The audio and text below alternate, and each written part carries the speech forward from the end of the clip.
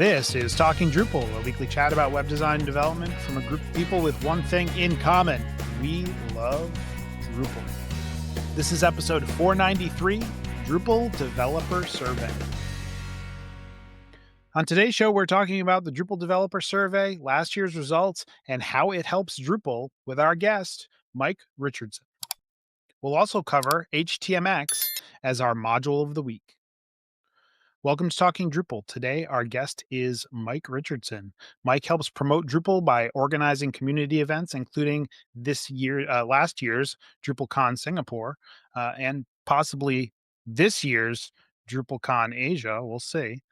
He is currently chair of the Drupal Asia Steering Committee and sits on the Event Organizers Working Group and future DrupalCon Working Group. A lot of working groups in there. In his spare time, Mike is the managing director of IronStar, an enterprise Drupal hosting provider in Australia that specializes in hosting high traffic, high security sites. Mike, welcome back to the show and thanks for joining us.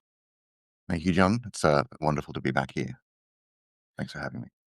Anytime. I am John Picozzi, solutions architect at EPAM, and today my co-hosts are joining us for his third week, I think. Lost track. Andrew Barry, VP of Technology at Lullabot. Thanks, John. Second week this week, but I can't wait for the third.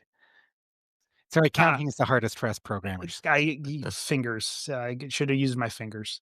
And last but certainly not least, Nick Laughlin, founder of Enlightened Development. Happy to be here. All right. As we do, let's turn it over to Martin Anderson Klutz, a senior solutions engineer at Acquia and a maintainer of a new number of Drupal modules and recipes of his own, to talk about our module of the week. Martin, what do you have for us this week? Thanks, John. Have you ever wanted to replace Drupal's Ajax capabilities with a lightweight library that has no additional dependencies? There's a module for that.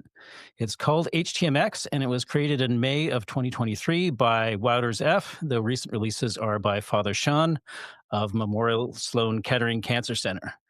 It has 1.3.5 and 1.4.0 versions available, both of which support Drupal 10.3 and 11. And it is actively maintained. In fact, the most recent release was less than a month ago. It has security and test coverage, and it does have documentation actually included within the repo, as well as in an online repository that we'll have linked in the show notes. It has 3 open issues, one of which is a bug, which is pretty good considering it is officially in use by 92 sites according to Drupal.org. Now, to use HTMX, you need to attach the library to the render array of one or more elements where you want to use it, and then add data attributes to your render array that indicate how you want HTMX to react to user behavior. HTMX can help make your Drupal sites more interactive by dynamically loading or reloading parts of a page, giving it a more application-like user experience. There is a planning issue to discuss gradually replacing Drupal's current Ajax system with HTMX and a related proof of concept showing how that could work with an existing Drupal admin form. A number of elements in the current Ajax system also rely on jQuery, so adopting HTMX would also help to phase out jQuery in core. HTMX is also significantly more lightweight than JS frameworks like React. Now, HTMX is really a developer-oriented project, which is why I thought it would be appropriate for this week's episode. So let's talk about HTMX. So I have been following, I know this is about the module, but I have a feeling that this section is going to be more about HTMX itself. Um, so I've been following that meta issue and the proof of concept from a high level, and I've chatted with Father Sean a couple times about it. I think it's pretty interesting. I think honestly, I think there's like 3 really cool things that HTMX has the opportunity to do.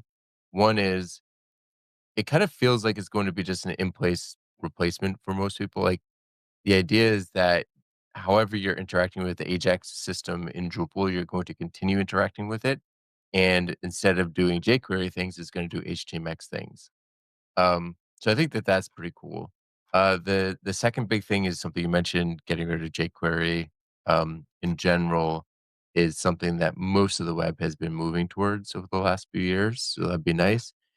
But I think the really cool thing is the idea behind it is interactivity through attributes, which should make it a lot easier to get interactivity in certain places where you couldn't previously. So instead of having to like write a JavaScript library and find out how to attach it and handle, Drupal settings, all that kind of stuff, you can just like in the twig template add an attribute to the HTML.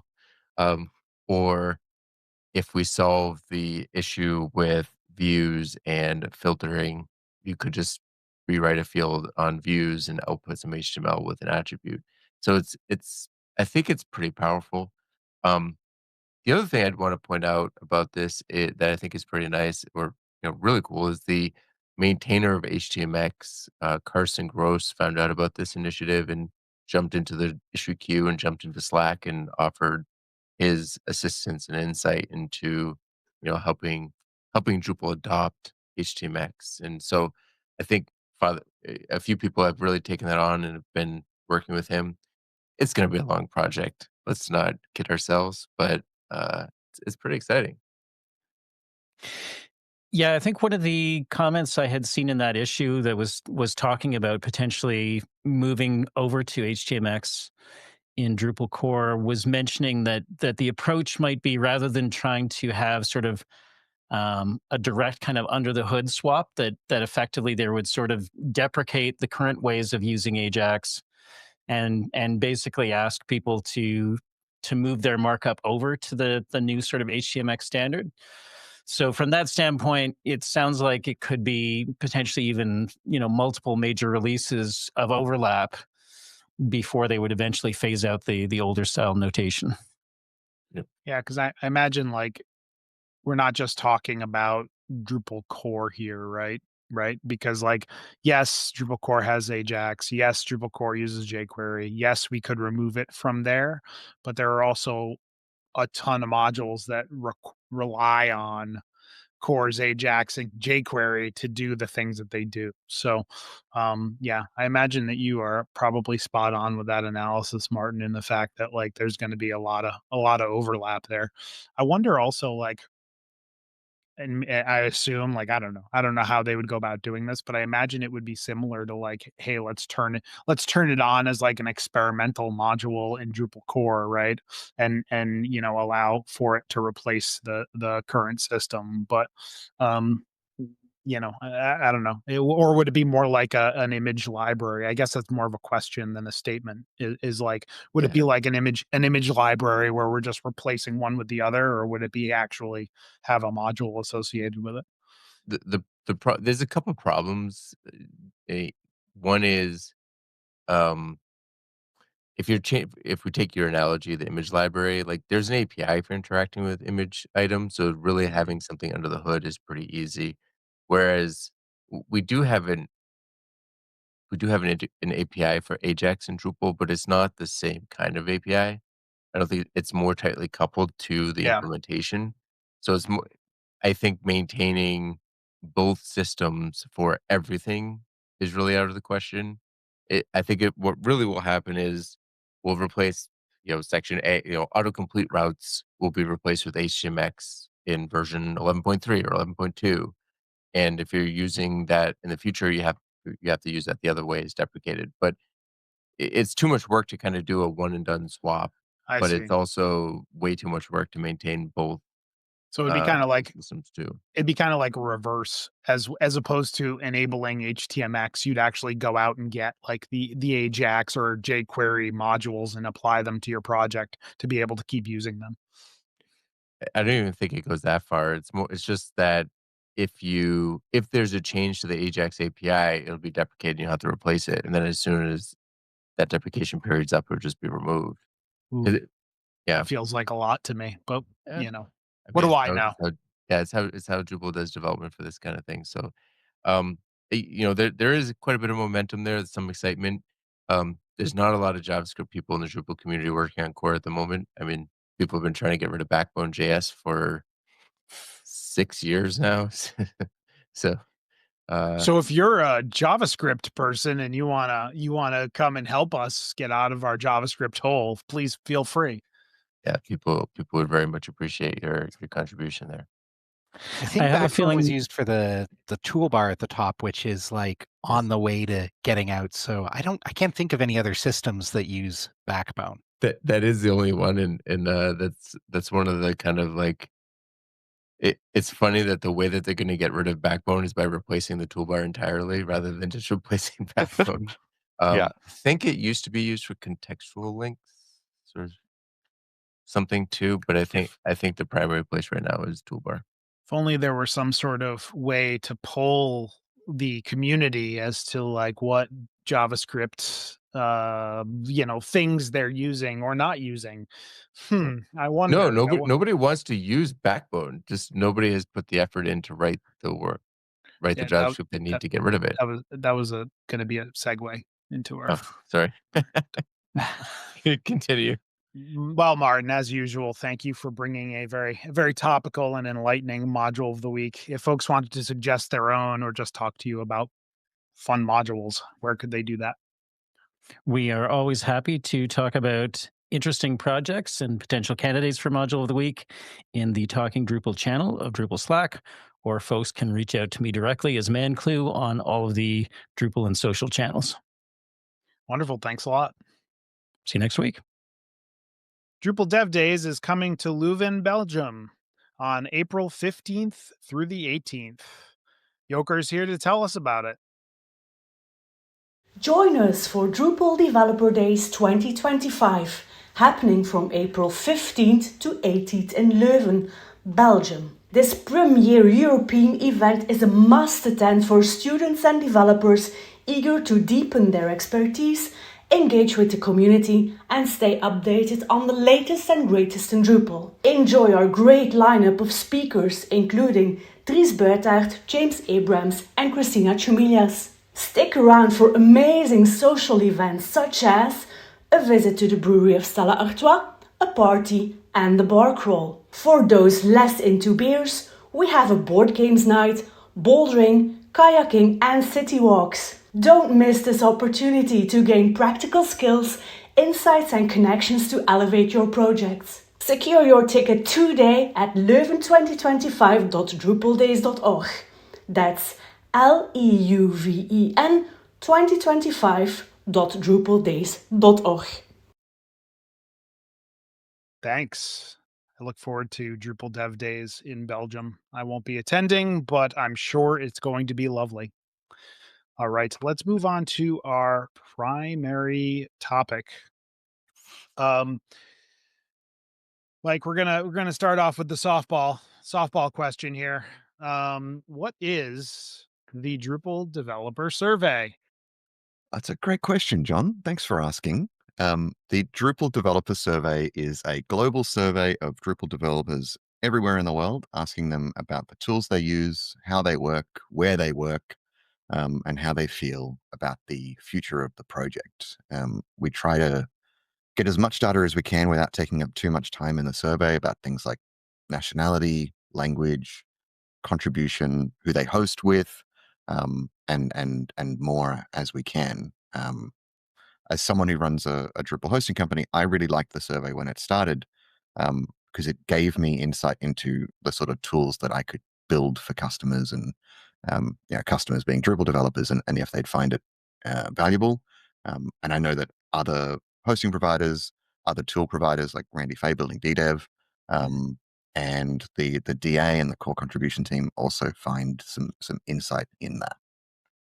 We will have the results from last year's survey in the show notes. And in preparation for this, I was looking through those, and just the information that is collected and the questions that are asked are super enlightening. I think that it's interesting to see, looking back where we are now and looking back at what the answers were from last year, how we've progressed. I look forward to this year's survey and seeing the results from that, which leads me to a follow-up question.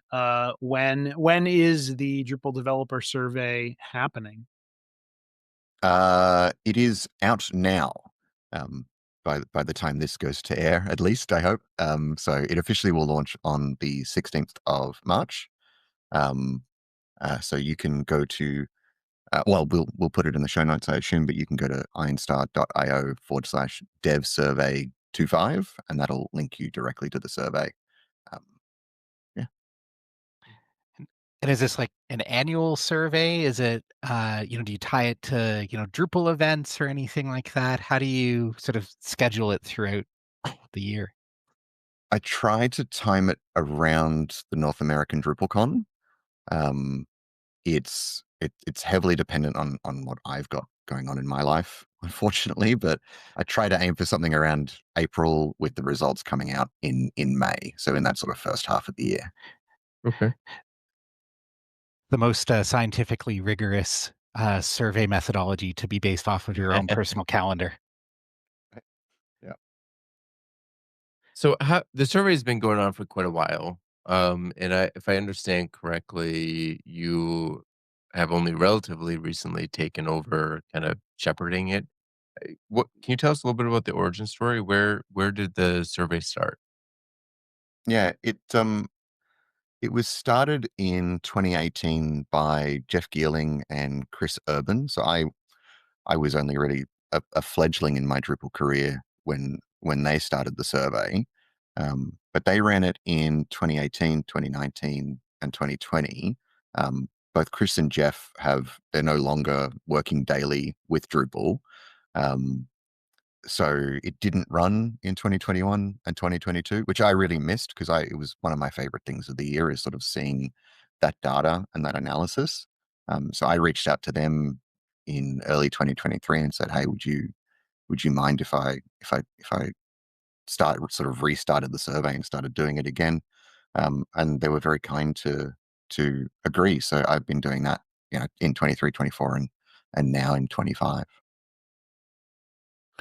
So at the beginning of the show, just a few minutes ago, you said that the um, survey collects various types of information, about kind of a developer's working environment day to day. Can you dig into that a little bit deeper? Like what types of information does the survey collect? It asks for, there's the top level things like what operating system do you use? What code editor do you use? What local environment manager do you use? There are some server side questions like Apache versus Nginx. What do you use for profiling? And then there's some methodology questions about, you know, Agile or Kanban. Um, what sort of testing frameworks do you use? What's in your pipeline?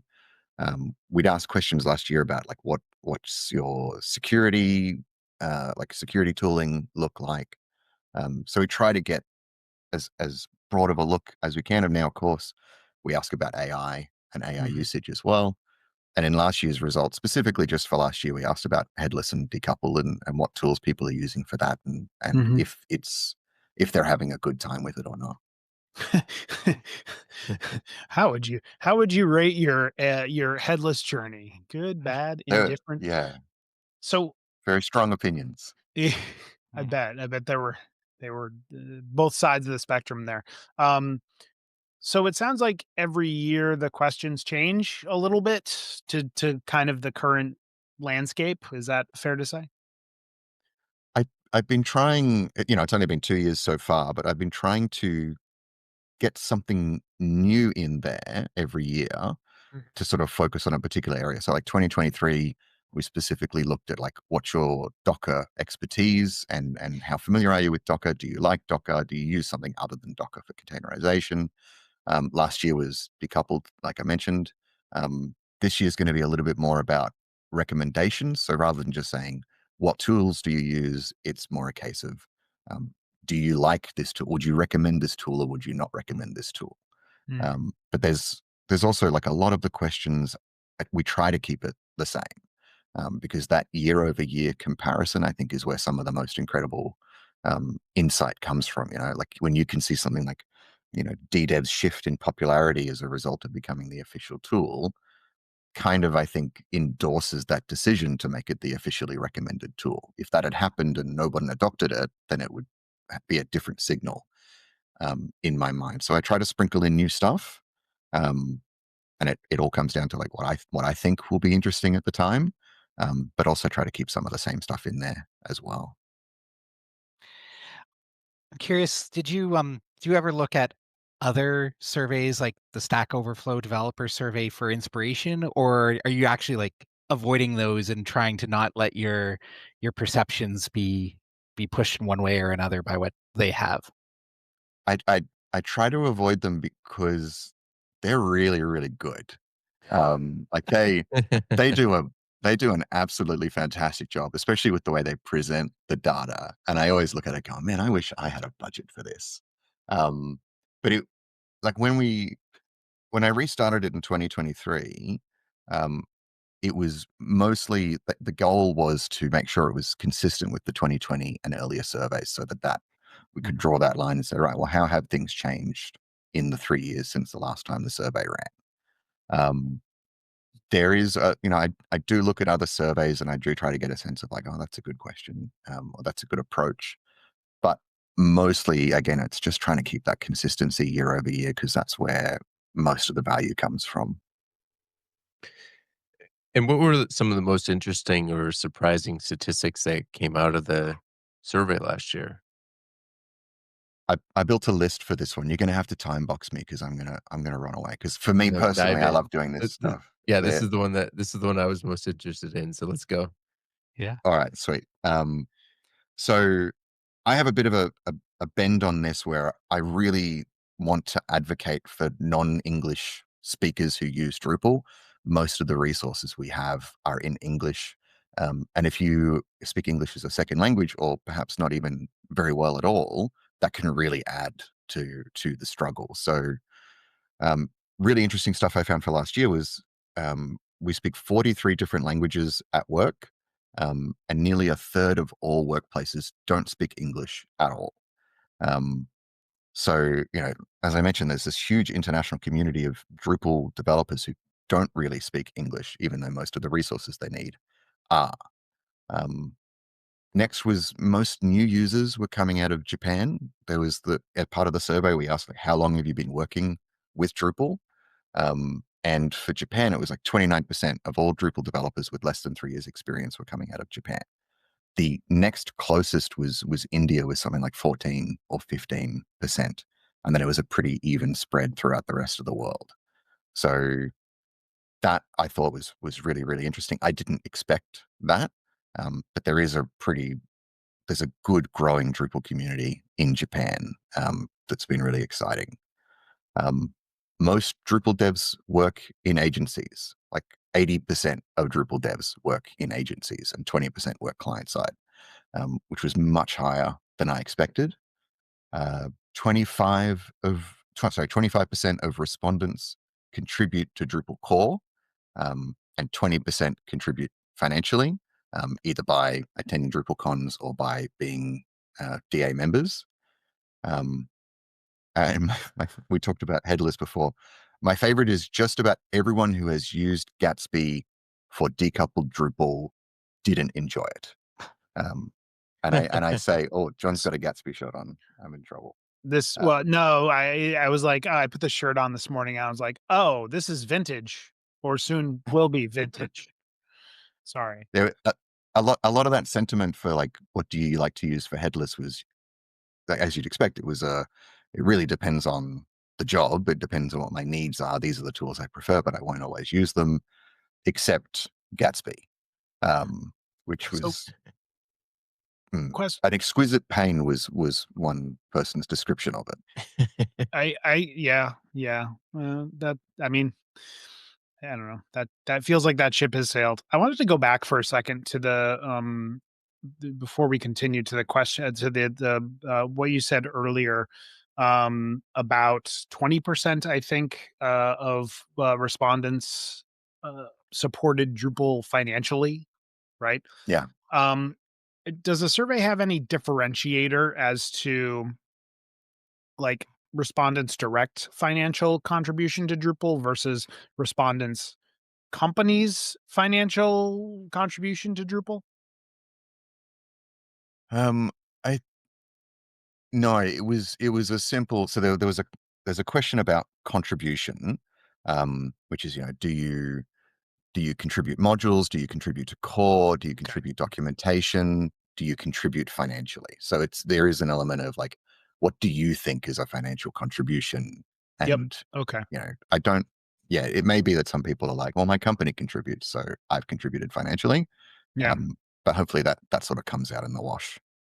Yeah. It might be interesting to have that stat in there because I feel like, like I contribute, right? I know that my company, excuse me, contributes both, financially, but it might be, I don't know, it might be interesting to see like how many people that are responding say like, yes, I contribute financially, but my company doesn't, which is kind of like, oh, okay, well, then maybe there's something we can read into there. Just a Yeah. We've got I like that, and I think it would be good if there was also a simple, are you a member of the DA? Um, Mhm. I should have mentioned this earlier. The survey's going to be translated into at least 12 languages this year. Oh And wow. there are 12 so far. Um, and so now it's incredibly difficult to change anything, because I have to go and engage every single translator. So for next year, John, yeah, I like that. Um, Fair enough. That's fine. yeah. So There was one other thing. Sorry, I was just going to say in the 2024 results, there was one other thing in my list of stuff that I thought was really interesting, which is for us as a web host. There's questions in there about which hosting provider you use, and we've always had this impression that our competitors as a platform as a service provider are Acquia and Amazian Platform and Pantheon. Yeah. But what we really found from that was half of all Drupal devs they've got some kind of self-hosted DIY solution. Hmm. So, Acquia had 20% market share, Platform 22, Pantheon was something like there was something like that as well. And it's obviously a lot of people have multiple web hosts at once. So it's Yeah. not 20% Acquia, 20% Pantheon, 20% platform, and then 40% for everything else. But 50% are doing something on their own. So that kind of shifted our understanding of the market of like, well, hang on, we're working on competing with other providers, but we probably should also be thinking about competing with here's why you shouldn't host it yourself. Well, I So mean, I thought that was interesting too. the thing that blew my mind about that particular one is how far and away AWS is at the top. Now, Mm, I'm a web developer. I know where AWS is in relation to the general web, right? Pretty much everything that's not Drupal stuff that I work on or some like specialized host is AWS. But I just don't hear it. And of course, like Platform SH, and I assume Pantheon. I think Pantheon's on GCP, right? But um, Acquia I think is probably on AWS, right? Like they're on AWS technically, but they're a service provider. But like I don't hear about many people hosting directly on AWS. And it's a full 30% of respondents said that their sites are hosted on AWS. It's mind blowing to me but I that mm. it's that high. I wonder how, like, what type of sites that those are, right? Are they like, yes, my client sites are hosted on AWS, or is it more just like, I have a personal site, I put it on AWS because it doesn't get a lot of traffic, and like they charge Yeah, me, but like they charge me.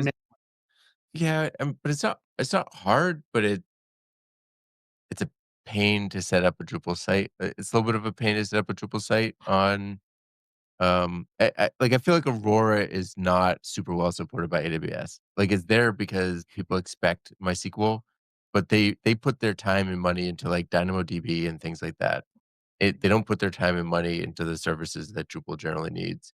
Their stuff is in serverless. Their stuff isn't in setting up. Well, that's not true. Like they've got huge legacy things that are EC2, but even EC2 is like they want you to have ephemeral environments, and Drupal doesn't do very well in ephemeral environments where a new one is spun up when you deploy.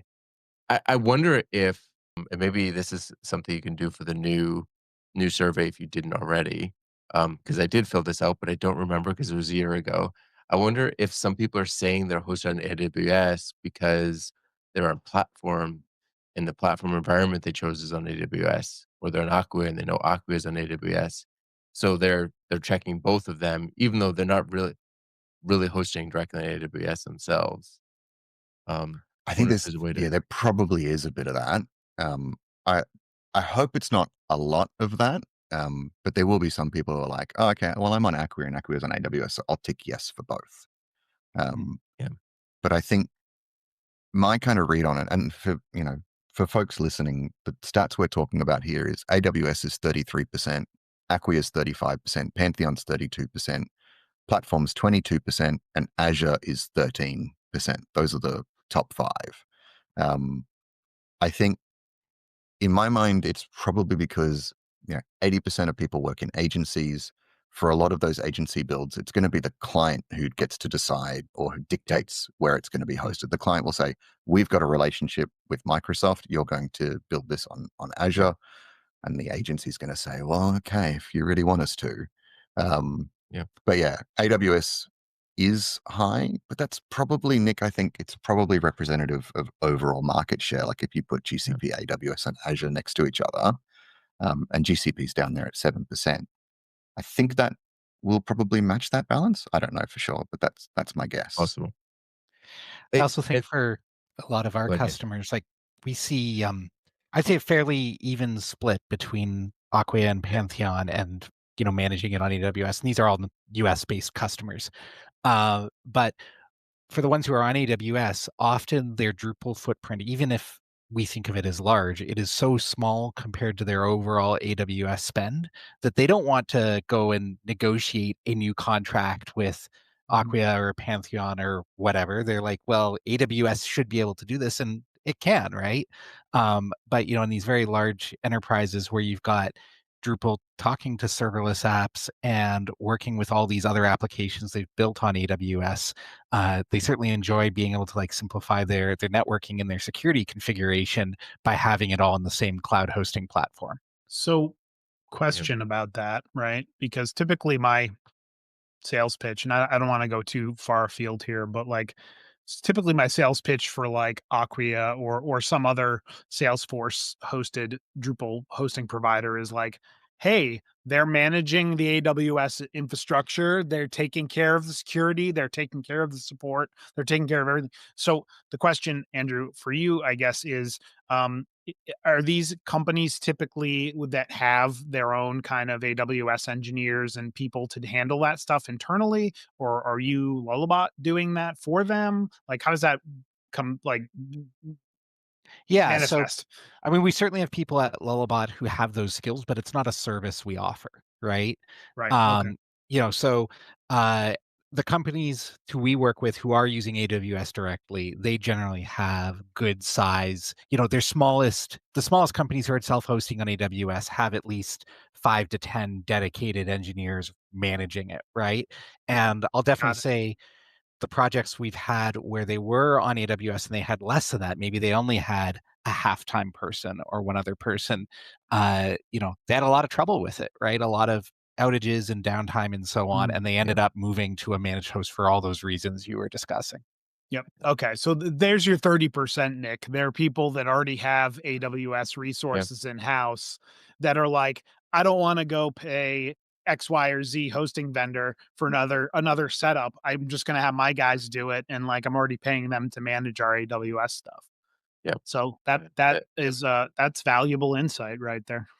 You mentioned something about the 25% of survey respondents were Drupal core contributors, which to me is it's either a huge victory in saying that there's way more people who are contributing to Drupal core, which I think there is some stats that, Dries has shown at DrupalCon and so on. But it also makes me wonder, even when it comes back to this hosting question, is the expertise of the people who are responding at that top end? And I know how difficult it can be to get a fast and easy to maintain Drupal site running on AWS all in, it takes knowledge and expertise, but I wonder if you have a sense as to the overall skill level of the people who are submitting to the survey, and if you think that's fine, or if you have goals that way in terms of trying to broaden that somehow.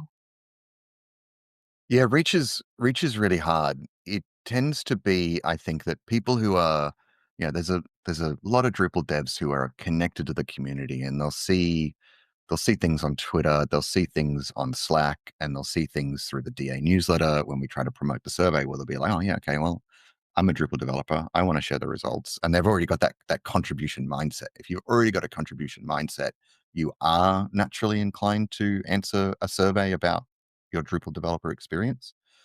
Getting to those, I think much larger community of Drupal developers who aren't in the community um, is where it's really tricky. So I'm always chatting to the DA about how we can try and increase reach, but a lot of it is, if they're not connected to the community, how do we reach them? I think the other aspect of that, I'm just trying to find the data. How long have you been working with Drupal? 63% more than 10 years. So in that 10 years, I think it's probably relatively reasonable that 25% of respondents have contributed to core in some way. And it's at their discretion to decide if, I tested a patch or I opened a bug counts as a contribution to core. But it is, the survey results are, there is a bias to those folks who are connected to the community and who have a contribution mindset. I wonder if it's worth asking explicitly, do you have core credits? Do you have contrib credits? How many have you like, and obviously do it in a way that's sensitive, right? You don't want it to become like a, something that's trying to, but it like that would give, because people do things that contribute to Drupal, but don't qualify for credit all the time. And, but it'd be interesting to see if those numbers differ by a lot, because if we have, if you put that question in there next year, it's like, yeah, 25% contributed to core, 3% of them have core credits. Either we're not giving credit to people where credit's due, and there's a massive thing, or people are considering something that they're doing as contribution that's just not being captured anywhere other than this survey. That could be interesting. It's I like that. interesting. It's interesting because Nick, what I was laughing at before you started speaking was the fact that like I would actually have to go to my own Drupal.org profile to know if I actually contributed to core, because I don't actually think that I have, but maybe there's a core credit on there. I'd have to look. I don't really know. So I think the way that you just kind of summarize that makes a lot of sense. Let's find out together. Oh boy, here we go. Well, Okay, how many years old is it going to be? probably 4 or 5, You if I have had to guess. you have 4 core credits. Oh, The look most at that. recent one from Congratulations. January of this year, Really? where you helped get the navigation module in as experimental. Huh. Oh, yeah, I did do some work on that at Yeah. last year's DrupalCon. That is Yeah. true. Yep.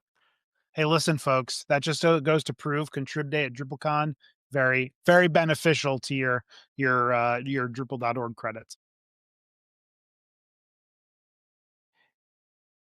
Anyway, So, yeah, getting back to the topic at hand before we spend too much time nerding out about our Drupal.org profiles. Do you have any predictions for what this year's results are going to look like compared to last year's? I do. I think so. I'm really interested in the, would you recommend or not the different tools? In past years, it's always been, do you use DDev? Do you use Lando? Do you use Acquia? Do you use Platform? And a lot of us have, we use these tools because we don't have another choice. Like we come into a team and it's like, okay, well, the repo's set up for Lando, so it's easiest if you use Lando. Don't waste time setting up something else. Or we're an Acquia customer, so you're going to use Acquia. That I think can give the impression that there's an endorsement of a sort for those tools or those providers or whatever, when it may simply be a case of that's what I use because that's what I was told to use, or that's what we've always used. So I'm interested for the upcoming year to see, if you use Doxel, do you recommend Doxel? Like Doxel, for example, has a very, very small use base, but are they all very happy with it, or is it the converse? So, yeah, I'm interested in seeing that. Yeah. So you're gonna And ask that both? oh, go Like, ahead, do Ian. you use it, and would you recommend it, basically? Yeah, it's sort of, I think it's worded as I use it and would recommend it, or I use it and wouldn't recommend it, Mm. or I Are don't you know, something are like you that. forced to use this? Do you like being forced to use this? Got it. I mean, Um, that's really useful for pulling out, new and upcoming technologies, I think, too. Because if like you said, if Doxel has a smaller user base, as you mentioned, but if 100% of the people love it, maybe it's yeah, doing something special that other project like Lando or DDEV could pay attention to. So I think that's interesting. That's a great Sorry, way to ask that. I'm harkening back to our module of the week. Like, do you use HTMX? Do you like using HTMX? I is Like, there actually a gun at your head?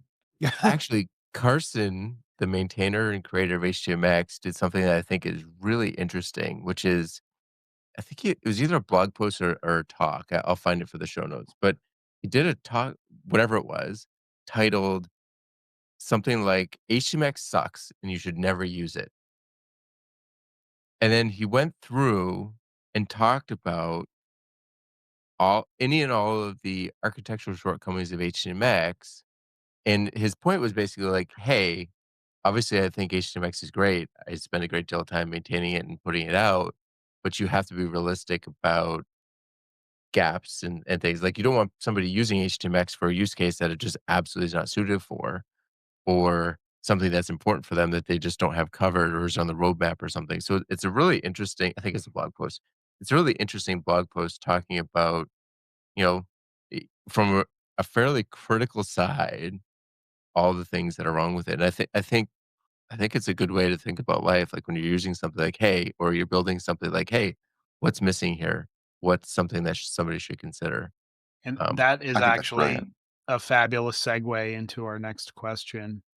Um, I always enjoy seeing on the developer survey the "How do you feel about Drupal?" question, and I feel like maybe for most of us that probably changes on a daily basis. But I'm wondering this year, do you think that the answer to that question will be more positive with the release of Drupal CMS? I don't know. I'm super interested to find out. There's another question that ties into this, which is, do you still plan on working with Drupal next year?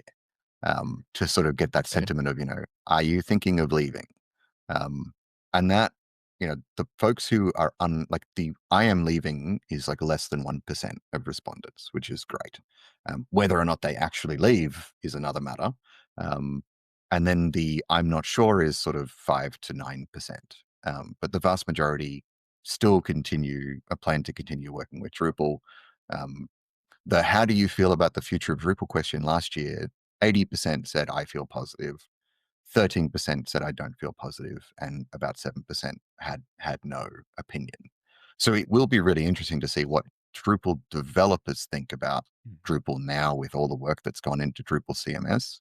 I think for me personally, I don't think it's just about what's in Drupal CMS or what's being built to support Drupal CMS as an end product. For me, like, I personally feel more positive because I've seen a community rally around an initiative in a way that I've never seen before. Like, what that team was able to deliver in 8 months, like, it was sort of 8 months from DrupalCon Portland 2024 to the release candidate in Singapore and then the launch in January. It's a huge amount of work. Um, and I think it really shows what we as a community can really pull off when we've got a single overriding strategic direction and a really clearly articulated vision. Um, so that I think that's going to be the most interesting question for me this year is like, has it moved the needle in terms of people's perception? Yeah, it's interesting to me because I understand and I realize that this is, the Drupal developer survey, which is it's important to poll the Drupal developers, but I'd love a version of this for like the marketing organization because I think that question would probably be answered differently in a marketing organization right now. You know, personally, I have seen a lot of shift from Drupal to other things like AEM. So it's interesting to see like if the developer it would be interesting to see if the developer sentiment matches kind of the marketer C-level individual sentiment. But yeah, that's a whole different survey and a whole different podcast, I'm sure. I mean, at least from a uh, changing technology standpoint, I would expect the developer one would trail the decision maker one, right? Like someone, Mm. a CMO might be thinking like, oh yeah, we are going to be migrating to some other platform in any direction, and their developer team may not know that for another 4 or 6 months. And so, I think in some ways it would be interesting to. I was thinking about this. Like one of the challenges is people leave Drupal, they're probably not filling out the survey anymore, right? Or unless they personally are invested in it. And I don't know if you're collecting like how you manage collecting personal information from folks to be able to track like, oh, this person filled out the survey for the last 2 or 3 years and then they didn't, and we're seeing churn that way, or whether that's something you entirely try to avoid just so that you're not keeping track of people's details.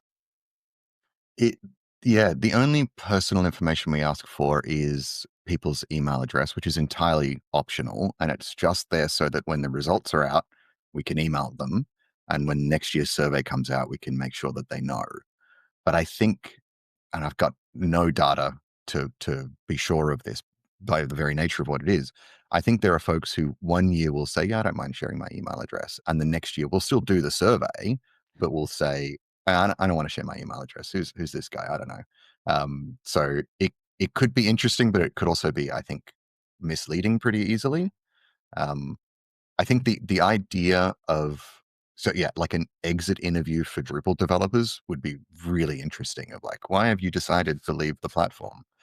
But at that point, why would they make the time? That's the challenge. Yeah, Easy to leave it better than they found it. yeah.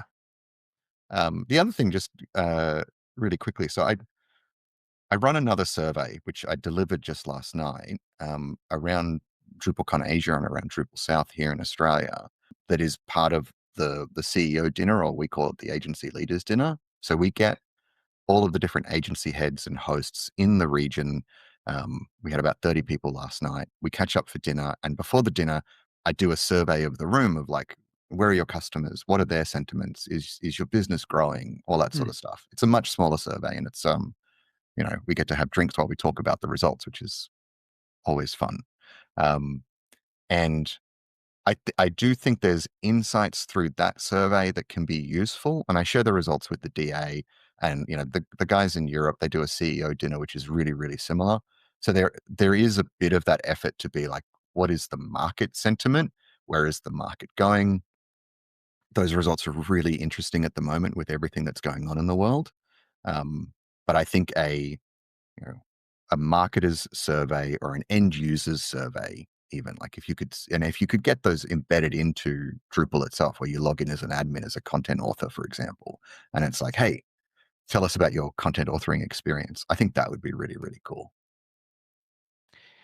You said delivered last night. Like, is there somewhere like is that delivered to a web page people can go and look at, or is that coming out I later? Or? It's yeah, this is the trick. It's not. It was delivered in person. Part of it Ah, is, everyone in this room is a competitor. Um, so it's something it's very Drupal, that a bunch of competitors want to sit together and talk about how to grow Drupal, even though it might benefit the people that they compete with. But Drupal is so collaborative, even at the commercial level, which I love. Um, but because it asks people somewhat sensitive questions about their business, you have to have contributed to the survey to get the results of the survey. With Oh, the only exception being the DA board, they can see it without having to be there. Yeah. Mm. interesting. Um, so we talked a little bit about Drupal CMS, but that wasn't the only milestone at the beginning of this year. We also finally moved Drupal 7 to end of life. How do you think that that will impact the survey this year? Do you expect a big drop off? I I I I'm I'm no Nostradamus with this stuff. Like I run the survey and I have a lot of fun doing it, but my predictions are no better than anybody else's. Having said that, um, my gut instinct is no, it won't. I don't think, if you go on to like Built With and you look at the Drupal 7 usage stats, it's been dropping off pretty steadily over a period of time, but that hasn't accelerated. If anything, it's leveled out. And I was looking at this yesterday, and if you look at the top 10,000 websites, 7%, top 10,000 websites worldwide, 7% are built with Drupal, but 2% are built with Drupal 7. So Drupal is like the third most popular CMS, but Drupal 7 is like the 12th most popular CMS just on its own.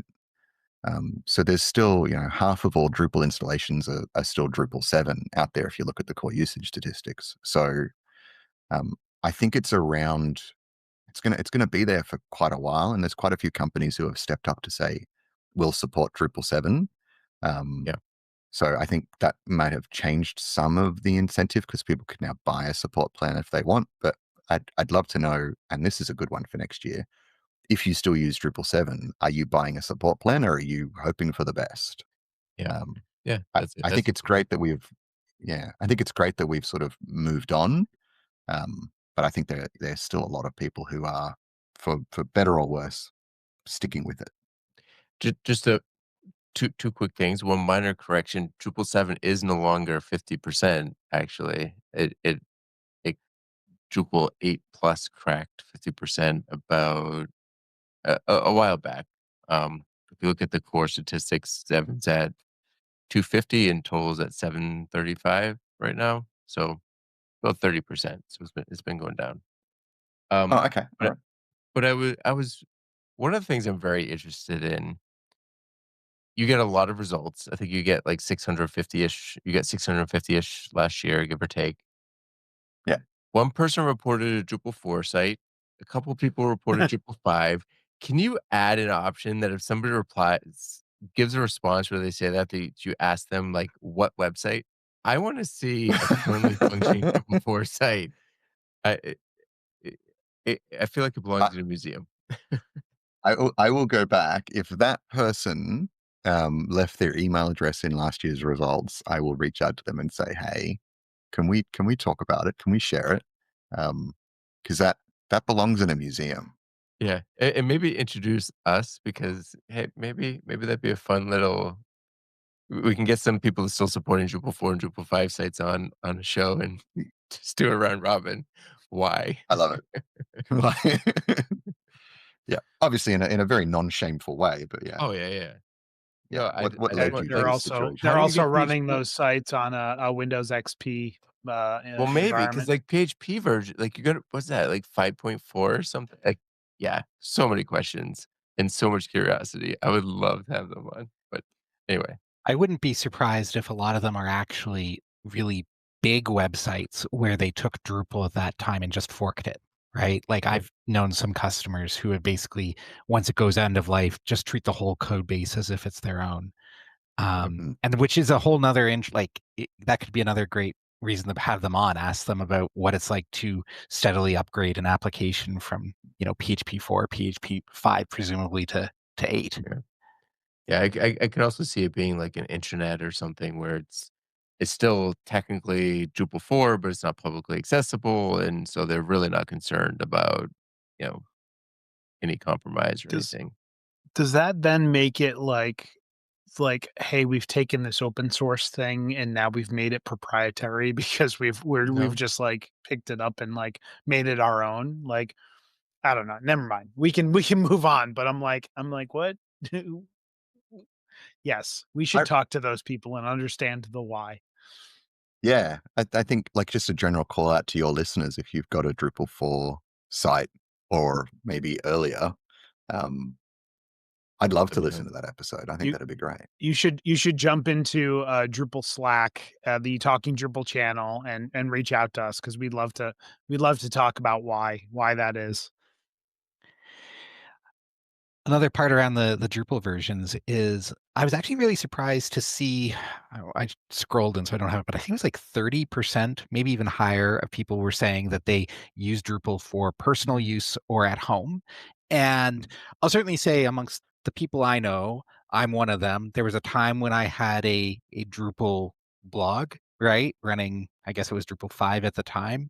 Eventually I was working at Lullabot, and lots of, you said 80% of people are working at agencies. So, I think a lot of people maybe stop maintaining their own personal Drupal blogs and, post on their company blogs or somewhere else. And so, the Drupal version side of it, like, it makes me wonder, do you think those people who are using Drupal at home, do you think those are all like, um, very modern, simple installs of Drupal where it's like, hey, I'm a core developer and I want to have a copy of Drupal running somewhere that's always running, you know, Drupal, whatever the latest version is. Or is there some use case for Drupal as a personal individual that we're not thinking about? Great question. I don't know, but I think just that stat was 46% of people Yeah. who responded are using Drupal Mind at blowing. home / personal. Um, and there is the other answer here is like, so at home, at work, or at school or university. So it's not just that the at home people are doing it at school or not Mhm. at work. It definitely sounds like it's for personal projects.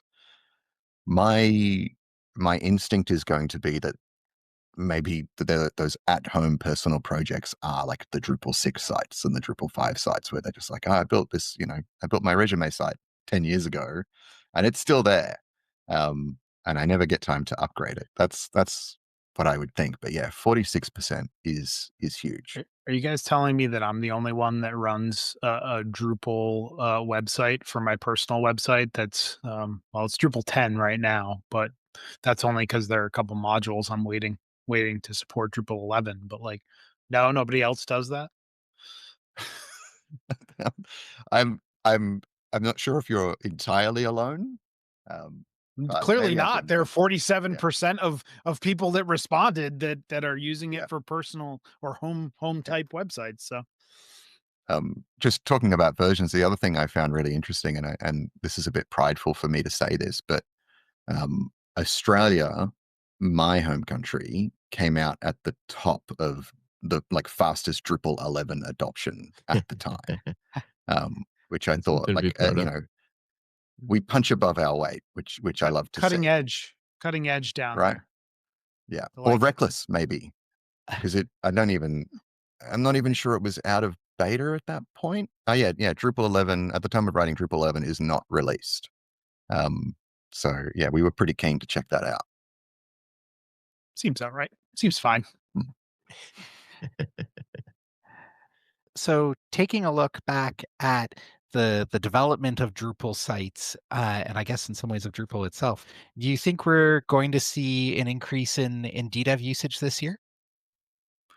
I think we will. So between 23 and 24, DDEV grew from like 42% to 60% usage. And again, this is like most people will use more than one tool. So it's not that DDEV has 60% of all users. It's that out of all users, 60% of them use DDEV and probably in addition to other tools.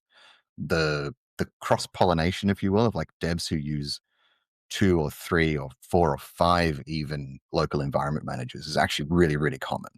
Um, DDEV had become the officially recommended tool, I think like 4 to 6 weeks before last year's survey came out. So it was still pretty fresh.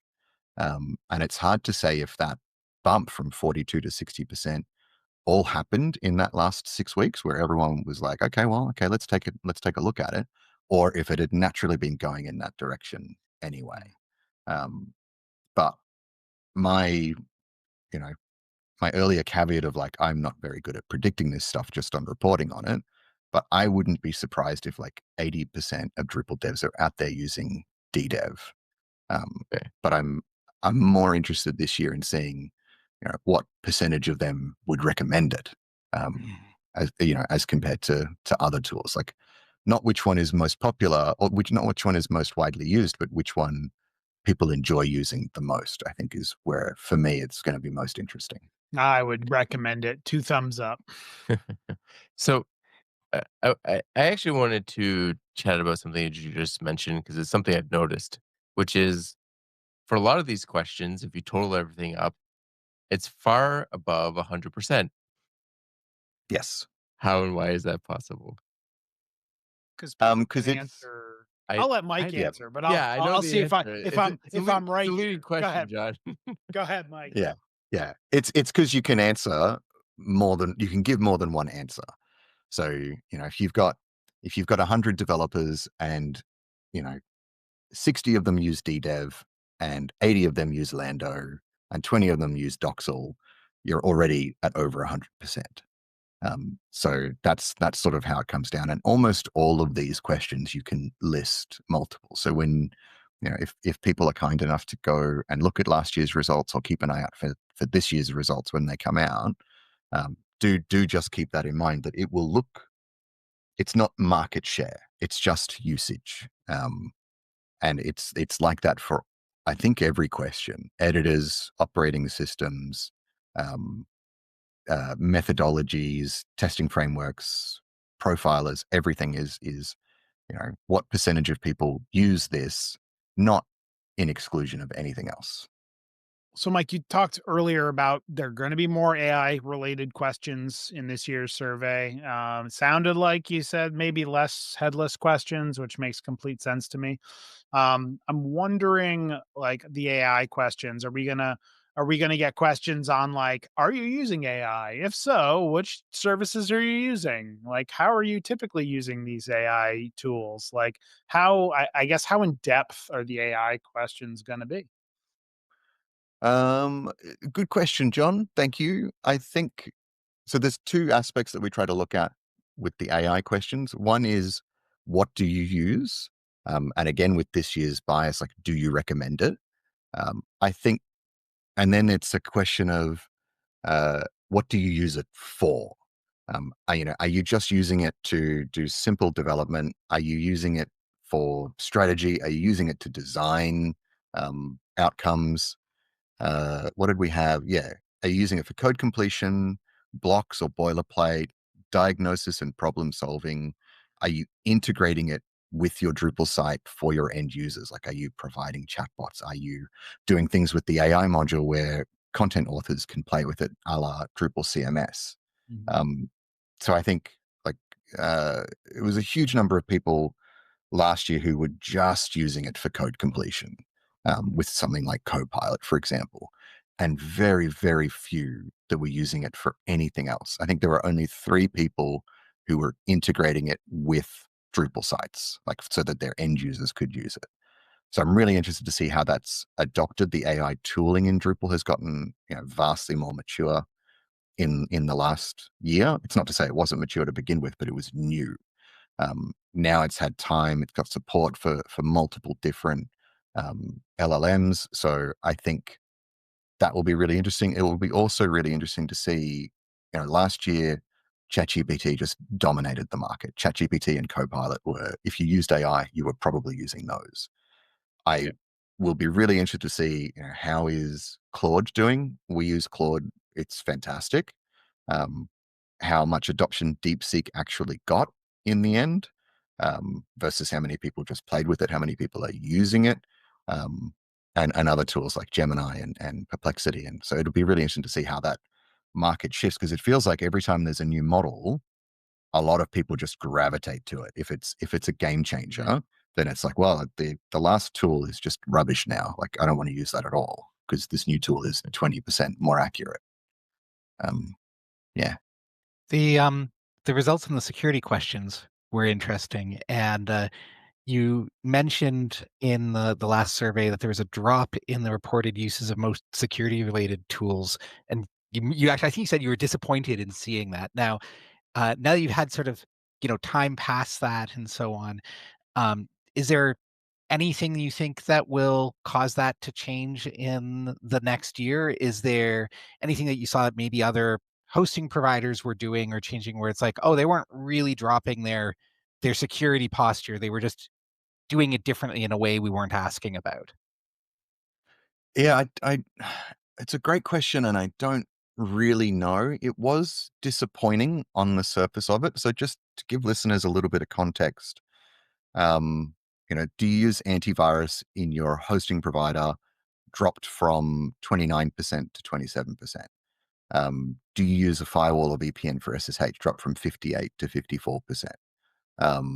Do you have manual penetration testing by a security professional? Dropped from 25 to 21%. So a lot of these, what I think we could fairly consider best practices just seem to have stopped being done. And this data is adjusted for the number of people. So it's the number of people who responded to the question. So even if there were less responses in 2024, that doesn't explain the difference. So, So but I'm wondering, like, is it more about who's doing that sort of work, right? So that's what I think. Yeah. going back to like, Mhm. right, as a, like, if I look at my own development team, right, if you were to ask them that question, the antivirus on the hosting is the hosting provider's responsibility, right? It's not necessarily something that, they're doing. Connecting with the firewall, like our corporate IT has their own kind of firewall software on our laptops. So like that could be happening without necessarily them realizing it. So I wonder how many developers are like, you know, it's peripheral to them basically, as opposed to something that they're really involved in. I think that's my best guess. Is it's being done by someone other than that person because it's now more professional, or it's related to the adoption of Drupal platform as a service providers who have that as part of the product, and now these people don't need to think about it so much. Or Like Platform, Pantheon, all like they both had around a 5% bump in usage. And what makes me think that's like what sort of also makes me think that's the case is the security tools that the Drupal devs are directly responsible for did increase adoption. Like two-factor SSO for Drupal auth Mhm. went from 44% to 50% in 2024. And the firewall or VPN for Drupal administration went from 25% to 29%. So it's an interesting mix. And I think it'll be even more interesting to see, if that trend continues for 2025. or the nightmare fuel, or nightmare scenario, depending on what term you want to use there, is that like there are so many personal home use Drupal instances that nobody's actually using proper security practices, On all their which Drupal is 4 sites. on their Drupal 4, 5, and 6 sites. Yes. Yep. Okay, before we wrap, any final thoughts on this upcoming survey? Will you announce it in the Talking Drupal channel when it's available? What's the plan? We we definitely will. So I think, yeah, two final thoughts. The results of the survey, minus everybody's email addresses, are open sourced. So once I finish all the analysis and I put all the charts together, we'll put a blog post on our website. I tend to try and give a talk about it at a DrupalCon if they'll have me. But yeah, the survey will go live on the 16th. So hopefully by the time this is out, it's available now. So you can go to ironstar.io/devsurvey25 to fill it out. Every question is optional. You can leave any question blank, and that's totally fine. And you don't have to share your email address or anything else personal if you want to. And yeah, please, it'll take you 10 minutes, and it really, really helps a lot of folks to understand you and your perspective and where the project is going a lot more. Fabulous. Well, Mike, as always, thank you for joining us again and bringing us all this great data and information. Thank you. It's been my absolute pleasure. I'm really, really grateful for everything you guys do. So thank you. If you have any questions or feedback, you can reach out to Talking Drupal on the socials with the handle Talking Drupal or by email with show@talkingdrupal.com. You can connect with our hosts and other listeners on the Drupal Slack in the Talking Drupal channel. You can promote your Drupal community event on Talking Drupal. Learn more at talkingdrupal.com/TD promo.